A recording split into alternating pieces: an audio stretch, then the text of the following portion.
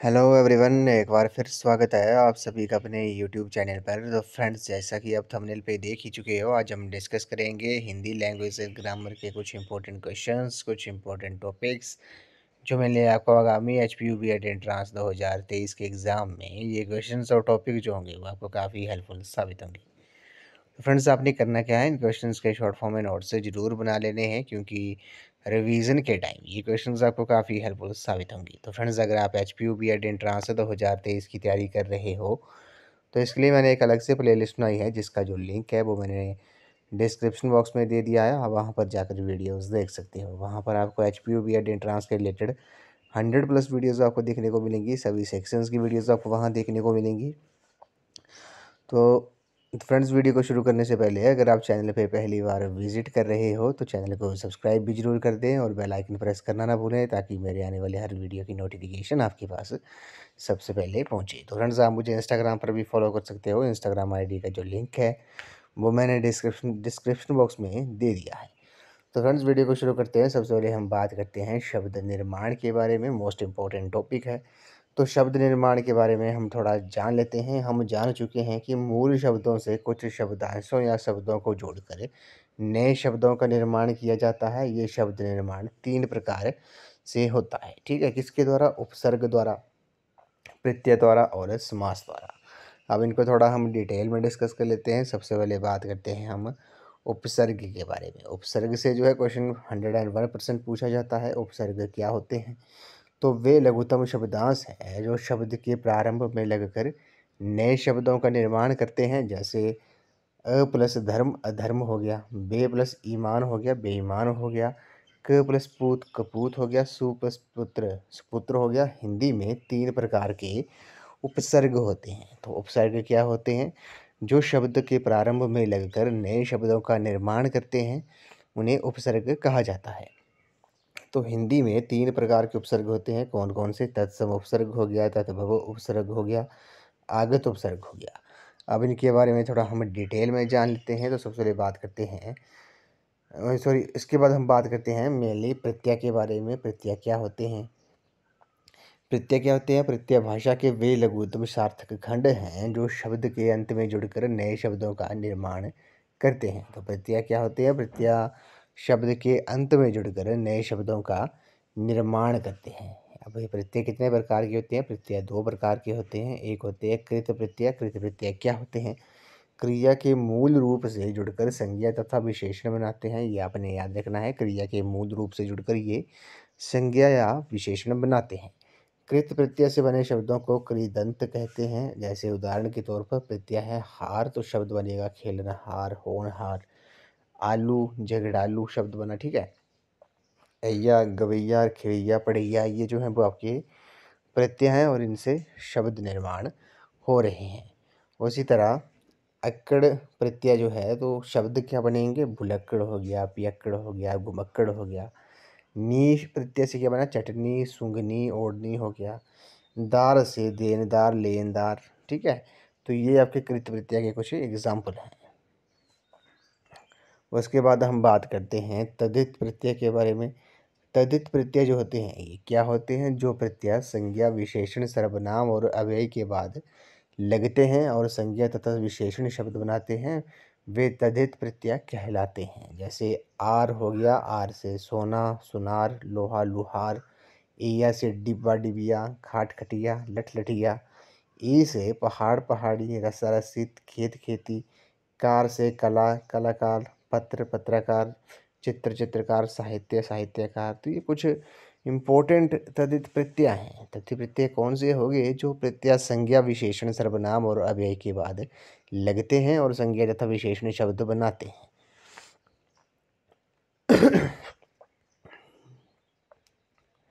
उसके बाद हम बात करते हैं समास के बारे में। समास से क्वेश्चन जो है 101% जो है समास से क्वेश्चन जो है वो पूछा ही जाता है हर बार। इस बार भी पूछे जाएंगे, तो आप इनको डिटेल से समझना है, थोड़ा ध्यान से समझना है। हम सभी टाइप्स के बारे में डिस्कस करेंगे, जो समास कितने प्रकार के होते हैं। तो सबसे पहले बात करते हैं, जिस प्रकार किसी शब्द में प्रत्यय और अथवा उपसर्ग लगकर नए शब्द बनते हैं, उसी प्रकार दो या दो से अधिक शब्दों के मेल से भी नए शब्द बनते हैं। तो ये आपने याद रखना है। जिस प्रकार किसी शब्द में प्रत्यय और उपसर्ग लगाकर नए शब्द बनते हैं, उसी प्रकार दो या दो से अधिक शब्दों के मेल से भी नए शब्द बनते हैं। शब्द निर्माण की इस विधि को समास कहते हैं। जैसे माता प्लस पिता, माता पिता हो गया, माता और पिता हो गया। विश्राम प्लस ग्रह हो गया, विश्राम ग्रह हो गया, विश्राम के लिए ग्रह हो गया। घोड़ा प्लस सवार, घोड़े सवार हो गया, घोड़े पर सवार हो गया। तो जिस प्रकार किसी शब्द में प्रत्यय और उपसर्ग लगाकर नए शब्द बनते हैं, उसी प्रकार दो या दो से अधिक शब्दों के मेल से भी नए शब्द बनते हैं। शब्द निर्माण की इसी विधि को समास कहा जाता है। तो ये आपने याद रखना है। मोस्ट इम्पोर्टेंट टॉपिक है समास। समास से जो है वो क्वेश्चन तो हर बार पूछे ही जाते हैं, चाहे वो HPU BEd एंट्रांस हो या फिर अदर कम्पिटिटिव एग्ज़ाम हो। अब बात करते हैं सामासिक शब्द में प्राय दो पद होते हैं। पहले पद को पूर्व पद तथा दूसरे पद को उत्तर पद कहते हैं। समास प्रक्रिया से बने पद को समस्त पद कहते हैं। समस्त पद के दोनों पदों को अलग अलग करने की प्रक्रिया को समास विग्रह कहते हैं। जैसे गंगा जल, समस्त पद में दो पद हैं, गंगा और जल।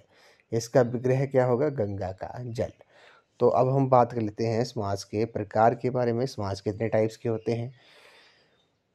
तो सबसे पहले बात करते हैं समास के 6 भेद होते हैं। कितने भेद होते हैं? समास के 6 भेद होते हैं। कौन कौन से? तत्पुरुष समास हो गया, कर्मधारय समास हो गया, द्विगु समास हो गया, बहुब्रीहि समास हो गया, द्वंद्व समास हो गया, अव्ययीभाव समास हो गया। ठीक है, अब इनके बारे में हम थोड़ा डिटेल से जान लेते हैं। तो बात करते हैं सबसे पहले तत्पुरुष समास के बारे में। तत्पुरुष समास कौन से होते हैं?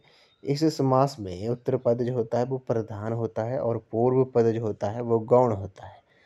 तत्पुरुष समास की रचना में समस्त पदों के बीच में होने वाले परिसर्गों जैसे का, से, पर आदि का लोप हो जाता है। एग्जाम्पल से कैसे समझेंगे? युद्ध क्षेत्र है, युद्ध क्षेत्र, युद्ध प्लस क्षेत्र यानी कि युद्ध का क्षेत्र हो गया। और राजकुमार हो गया, राज प्लस कुमार, राजा का कुमार हो गया।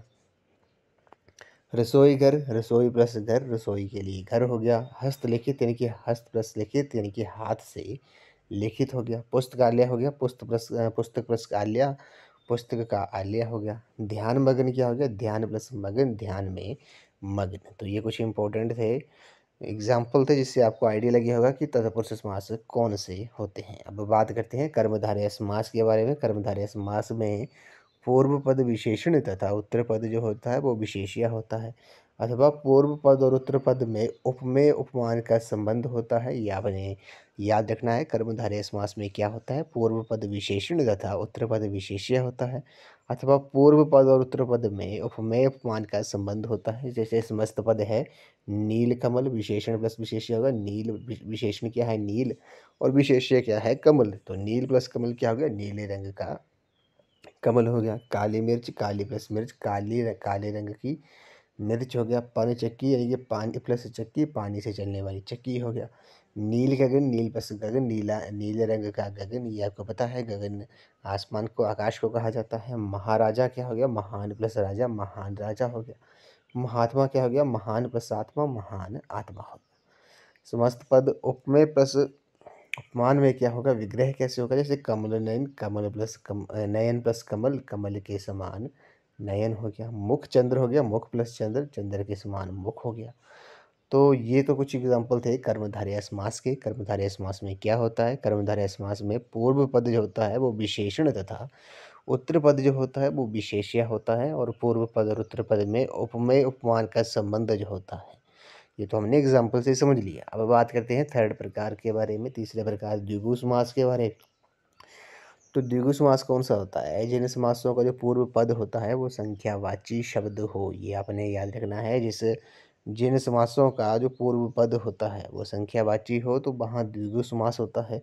अर्थ की दृष्टि से ये समास प्राय समूहवाची होता है, ये आपने याद रखना है। जैसे तिरंगा हो गया, तीन रंगों का समाहार हो गया। चौमासा हो गया, चार मासों का समाहार हो गया। चौराहा हो गया, चार राहों का समाहार हो गया।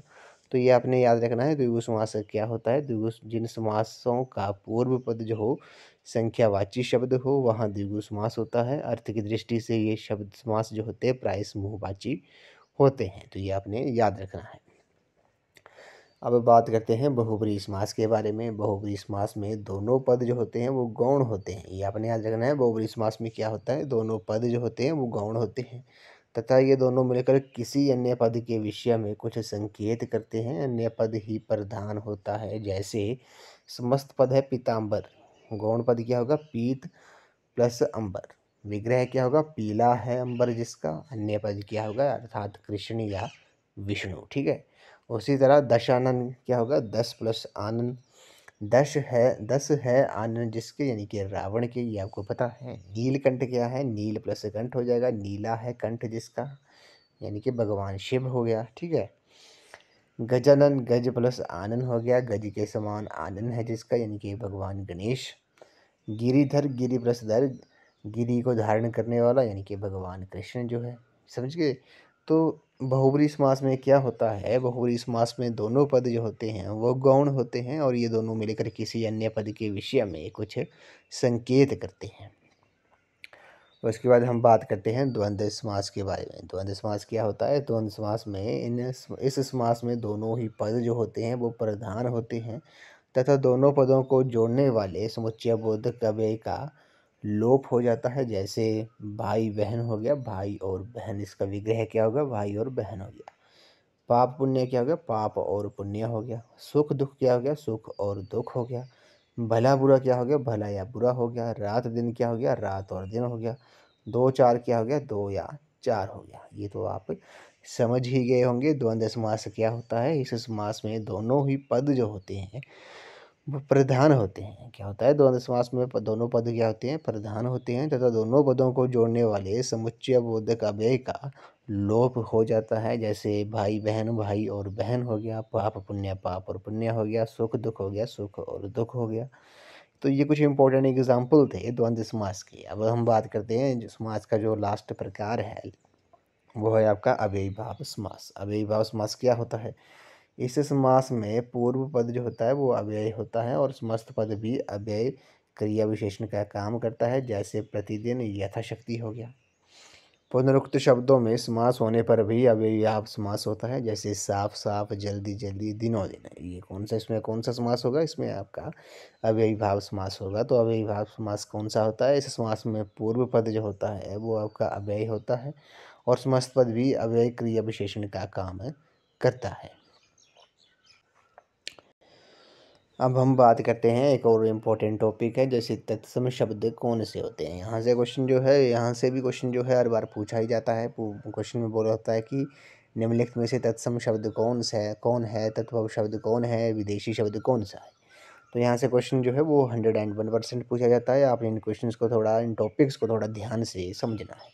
तो बात करते हैं तत्सम शब्द के बारे में। तत्सम शब्द का जो अर्थ होता है उसका होता है उसके समान। किसके, उसके समान। यहाँ उससे जो तात्पर्य है वो उसका, तो उससे मतलब है संस्कृत के समान। हिंदी के बहुत सारे शब्द जो हैं वह संस्कृत से उसी रूप में ग्रहण कर लिए गए हैं जिस रूप में उनका उपयोग जो है वो संस्कृत में होता था, इसलिए उन्हें तत्सम शब्द कहते हैं। जैसे भूमि, पुष्प, विद्वान, पृथ्वी, अहंकार, ममता, सुंदर, साहस, शनि शनि, रवि, स्वपन। तो तत्सम शब्द कौन से शब्द हैं, जिन शब्दों का उपयोग संस्कृत में, हिंदी के बहुत सारे शब्द जो हैं वो संस्कृत से उसी रूप से ग्रहण कर लिए गए हैं जिस रूप में उनका उपयोग जो है वो संस्कृत में होता है। ये आपने याद रखना है, इसलिए उन्हें तत्सम शब्द कहा जाता है। जैसे भूमि, पुष्प, विद्वान, पृथ्वी, अहंकार, ममता, सुंदर, साहस, शनि शनि, रवि, स्वप्न, ये ऐसे शब्द हैं।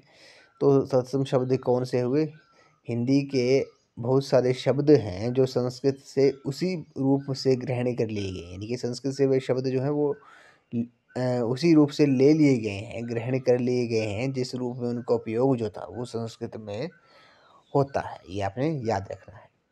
उसके बाद बात करते हैं तत्भव शब्द के बारे में। तत्भव का अर्थ होता है उससे उत्पन्न, यानी कि संस्कृत के वे शब्द जो पाली, प्राकृतिक, अपभ्रंश, पुरानी हिंदी से विकसित होते हुए हिंदी में अपने परिवर्तित रूप में प्रचलित हैं, उन्हें तत्भव शब्द कहा जाता है। जैसे सप्त से सात हो गया, कर्म से काम हो गया, वर्ष से वर्ष हो गया, मात्र से माता हो गया, दुग्ध से दूध हो गया, कुंभकार से कुम्हार, क्षीर से खीर हो गया, पत्र से पत्ता हो गया, मयूर से मोर हो गया। तो ये आपने याद रखना है। तत्भव शब्द कौन से होते हैं? तत्भव का अर्थ होता है उससे उत्पन्न, यानी कि संस्कृत के वे शब्द जो पाली, प्राकृतिक, अपभ्रंश, पुरानी हिंदी से विकसित होते हुए हिंदी में अपने परिवर्तित रूप में प्रचलित हैं, उन्हें तत्भव शब्द कहा जाता है। जैसे सप्त से सात हो गया, कर्म से काम हो गया, वर्ष से वर्ष हो गया, मात्र से माता हो गया, दुग्ध से दूध हो गया। तो कुछ इंपॉर्टेंट शब्द हैं, जैसे तत्सम शब्द है अंगूष्ठ, तत्पुरुष शब्द क्या होगा? अंगूठा होगा। तत्सम शब्द आम्र है, तत्पुरुष शब्द क्या होगा? आम होगा। तत्सम शब्द अक्षी है और तत्पुरुष शब्द क्या होगा? आँख होगा। आशीष जो है तत्सम शब्द है और आशीष जो है वो आपका तत्भव शब्द है। अग्नि जो है तत्सम शब्द है, आग जो है तत्भव शब्द है। इक्षु जो है वो तत्सम शब्द है, ईख जो है वो तत्भव शब्द है। उसी तरह इंपॉर्टेंट है ओष्ठ जो है, ओष्ठ एक तत्सम शब्द है, ओठ जो है वो आपका तत्भव शब्द है। ग्राम जो है तत्सम शब्द है और गांव जो है वो आपका तत्भव शब्द है। ये आपने याद रखना है। दंत जो है वो तत्सम शब्द है और दांत जो है वो तत्भव शब्द है। स्वर्ण जो है वो आपका तत्सम शब्द है और सोना जो है वो आपका तत्भव शब्द है। क्षार जो है वो आपका तत्सम शब्द है और खार जो है वो आपका तत्भव शब्द है। अब बात करते हैं उद्देश्य शब्द के बारे में। यहाँ से जो क्वेश्चन था पिछली बार पूछा गया था, जिन शब्दों के जो स्रोत हैं वो अज्ञात हैं, ये आपने याद रखना है। जिन शब्दों के जो स्रोत हैं वो अज्ञात हैं उन्हें देशीय शब्द कहा जाता है। देशीय शब्दों का जो मूल मान्यता जन भाषाओं में होता है, जैसे पगड़ी, लोटा, ठेठ, झोला, खाट, झाड़ू, झंझट, थप्पड़, ठोकर, भोंपू, अटकल, भोंदू। तो देशीय शब्द कौन से शब्द हुए? जिन शब्दों के स्रोत जो हैं वो अज्ञात हैं उन्हें देशीय शब्द कहा जाता है। देशीय शब्दों का जो मूल मान्यता जन भाषाओं में होता है, जैसे पगड़ी, लोटा, ठेठ, झोला, खाट, झाड़ू, झंझट, थप्पड़, ठोकर, भोंपू, अटकल, भोंदू। तो जिन शब्दों के जो स्रोत हैं वो अज्ञात हैं, यानी कि पता नहीं है, अज्ञात हैं, तो उन्हें देशीय शब्द कहा जाता है। उसी तरह बात करते हैं आगत शब्द के बारे में। आगत शब्द को विदेशी शब्द भी कहा जाता है। आगत शब्द का अर्थ होता है आया हुआ, यानी कि आगत शब्द वे शब्द हैं जो दूसरी भाषाओं से आए हैं और आज हिंदी के अपने बन गए हैं। हिंदी में अरबी, फारसी, अंग्रेजी आदि भाषाओं के कई शब्द समा गए हैं। जैसे उदाहरण के लिए अरबी शब्द हैं अखबार हो गया, अदालत हो गया, अल्लाह, आईना, इंसाफ, इम्तिहान, इस्तीफ़ा, औरत, कब्र, कसम, कसाई, कानून, किताब, कुर्सी, खत, गदर, गबन, गुनाह, जनाजा, जुलूस। ये कुछ अरबी शब्द हैं। तो आप समझ गए होंगे आगत शब्द विदेशी शब्द कौन से होते हैं। आगत शब्द का अर्थ होता है आया हुआ। आगत शब्द वे शब्द होते हैं जो दूसरी भाषाओं से आए हैं और आज हिंदी के वे अपने बन गए हैं। हिंदी में अरबी, फारसी, अंग्रेजी आदि भाषाओं के कई शब्द जो हैं वो समा गए हैं। तो ये आपने याद रखना है। अब बात करते हैं हम सर्वनाम के बारे में। सर्वनाम ऐसे शब्दों को कहते हैं जिनका प्रयोग सब प्रकार के नामों यानी कि संज्ञाओं के लिए या उनके स्थान पर हो सके। एक ही संज्ञा को बार बार उसी रूप से अगले वाक्य में दोहराए जाने से बचने के लिए सर्वनाम का प्रयोग होता है। जैसे समीर कल मेरे घर आया था। समीर बहुत दुखी था क्योंकि समीर की पुस्तक खो गई थी। मैंने समीर को अपनी पुस्तक दे दी।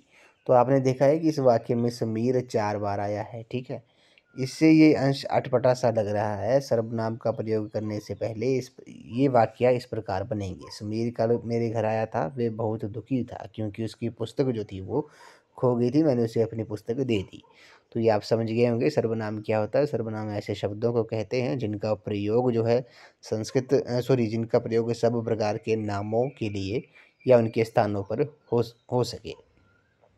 संज्ञा को बार बार उसी रूप में अगले वाक्यों में दोहराए जाने से बचने के लिए सर्वनाम का प्रयोग होता है। अब बात करते हैं सर्वनाम के भेद के बारे में। सर्वनाम के 6 भेद होते हैं। पुरुषवाचक सर्वनाम, निश्चयवाचक सर्वनाम, अनिश्चयवाचक सर्वनाम, प्रश्नवाचक सर्वनाम और निजवाचक सर्वनाम और संबंधवाचक सर्वनाम, ठीक है। इसके बारे में थोड़ा डिटेल में डिस्कस कर लेते हैं। पुरुषवाचक सर्वनाम कौन से होते हैं? ये सर्वनाम व्यक्ति, प्राणी आदि के स्थान पर प्रयुक्त होता है। इसके अंतर्गत वक्ता को केंद्र में रखा जाता है। पुरुषवाचक सर्वनाम 3 प्रकार के हैं। उत्तम पुरुष सर्वनाम, वक्ता अपने लिए जिन सर्वनामों का प्रयोग करता है उसे उत्तम पुरुष सर्वनाम कहते हैं। जैसे मैं, हम, मुझे, मुझको, हमें, हमको, ठीक है। मध्यम पुरुष में क्या होता है? मध्यम पुरुष सर्वनाम में होता है श्रोता से बात करते हुए उसके नाम के बदले जिन सर्वनामों का प्रयोग होता है उसे मध्यम पुरुष सर्वनाम कहते हैं। जैसे तू, तुम, आप, मुझे, तुझे, तुमको, आपको, ठीक है। उसके बाद बात करते हैं अन्य पुरुष सर्वनाम के बारे में। इसमें क्या होता है? जिसके बारे में बात करने या लिखने में उसके नाम के बदले जो सर्वनाम प्रयुक्त होते हैं उन्हें वे अन्य पुरुष सर्वनाम कहलाते हैं। जैसे वह, वे, यह, उसे, उन्हें, इसे, उसने, इन्होंने, ठीक है। अब बात करते हैं निश्चयवाचक सर्वनाम के बारे में। निश्चयवाचक सर्वनाम जिस सर्वनाम से दूरवर्ती अथवा समीपवर्ती व्यक्तियों, प्राणियों, वस्तुओं और घटनाओं का निश्चित बोध होता है उसे निश्चयवाचक सर्वनाम कहा जाता है। जैसे वे मनुष्य नहीं देवता है, ये तुम्हारी पुस्तक है, समझ गए। उसके बाद बात करते हैं अनिश्चयवाचक सर्वनाम के बारे में। जिस सर्वनाम से किसी निश्चित व्यक्ति, प्राणी या वस्तु आदि का बोध नहीं होता है वे अनिश्चयवाचक सर्वनाम कहलाता है। जैसे अनिश्चय की ये स्थिति तब आती है जब किसी व्यक्ति, वस्तु आदि का आभास हो तो किंतु उसकी संज्ञा के बारे में निश्चय न हो, जैसे कोई, कुछ, ठीक है। ये तो आप समझ गए होंगे। उसके बाद हम बात करते हैं प्रश्नवाचक सर्वनाम के बारे में। जिस सर्वनाम का प्रयोग किसी व्यक्ति या वस्तु के बारे में प्रश्न पूछने या जानने के लिए किया जाता है उसे प्रश्नवाचक सर्वनाम कहा जाता है। जैसे तो दरवाजे पर कौन खड़ा है, आप मुझसे क्या चाहते हैं। निजवाचक सर्वनाम के बारे में क्या होते हैं? निजवाचक सर्वनाम जो सर्वनाम पुरुषवाचक सर्वनाम के अपनेपन का बोध कराता है वे निजवाचक सर्वनाम कहलाता है। जैसे अपना, अपनी, अपने, अपने आप, स्वयं, खुद आदि निजवाचक सर्वनाम हैं। इनका प्रयोग वाक्यों में दिया गया है। जैसे मैं अपनी पुस्तक ले जा रहा हूँ, मोहन ये काम खुद कर लेगा, वे यहाँ समय आया था। तो ये है जो है वो आपकी निजवाचक सर्वनाम के एग्जाम्पल हैं। और लास्ट जो है वो आपका संबंधवाचक सर्वनाम है। जिस सर्वनाम का प्रयोग किसी अन्य वाक्य में प्रयुक्त संज्ञा या सर्वनाम के संबंध बताने के लिए किया जाता है उसे संबंधवाचक सर्वनाम कहा जाता है। जैसे जो, जिस, इस सर्वनाम का प्रयोग प्राय मिश्र वाक्य में होता है। जैसे उदाहरण के लिए जो परिश्रम करेगा वे सफल होगा, जिसको आपने बुलाया था वे बाजार गया है। तो ये तो हो गया हम सर्वनाम के हमने प्रकार पढ़ लिए, ठीक है। तो फ्रेंड्स आज की इस वीडियो में बस इतना ही। आज हमने Hindi language and Hindi grammar के कुछ इंपॉर्टेंट टॉपिक्स जो हैं वो डिस्कस किए हैं, जहाँ से हर बार 101% जो है क्वेश्चन पूछा जाता है। इन टॉपिक्स को हमने थोड़ा डिटेल में डिस्कस किया ताकि आपको आने वाले एग्ज़ाम HPB एंट्रांस में ये टॉपिक्स जो होंगे वो आपको काफ़ी हेल्पफुल साबित होंगे। चाहे वह किसी भी टाइप का क्वेश्चन अगर आपसे पूछता है, अगर आपने इन टॉपिक्स को डिटेल में पढ़ा है, डेप्थ में पढ़ा है, तो आपको एग्ज़ाम में ये टॉपिक जो होंगे वो काफ़ी हेल्पफुल साबित होंगे, चाहे वह कहीं से भी क्वेश्चन अगर एग्जामिनर पूछता है। तो फ्रेंड्स आई होप आपको ये वीडियो पसंद आई होगी। तो वीडियो को लाइक, शेयर एंड कमेंट जरूर कर दें और चैनल को सब्सक्राइब कर दें, बेल आइकन प्रेस करना ना भूलें ताकि मेरे आने वाली हर वीडियो की नोटिफिकेशन आपके पास सबसे पहले पहुँचे। तो फ्रेंड्स अगर आप HPU एंट्रांस 2023 की तैयारी कर रहे हो तो इसके लिए मैंने एक अलग से प्लेलिस्ट बनाई है जिसका जो लिंक है वो मैंने डिस्क्रिप्शन बॉक्स में दे दिया है। आप वहाँ पर जाकर वीडियोस देख सकते हो। वहाँ पर आपको HPU एंट्रांस के रिलेटेड 100+ वीडियोज़ आपको देखने को मिलेंगी। सभी सेक्शंस की वीडियोस आपको वहाँ देखने को मिलेंगी। National commissions and committees on education, teaching aptitude and attitude, HPG के हिंदी, इंग्लिश, मैथ, रीजनिंग सभी सेक्शंस की वीडियोस आपको वहाँ देखने को मिलेंगी। तो फ्रेंड्स आप मुझे इंस्टाग्राम पर भी फॉलो कर सकते हो। इंस्टाग्राम ID का जो लिंक है वो मैंने डिस्क्रिप्शन बॉक्स में दे दिया है। तो फ्रेंड्स आज की इस वीडियो में बस इतना ही। आई होप आपको ये वीडियो पसंद आई होगी। तो वीडियो को लाइक, शेयर एंड कमेंट जरूर कर दें। तो थैंक यू फ्रेंड्स।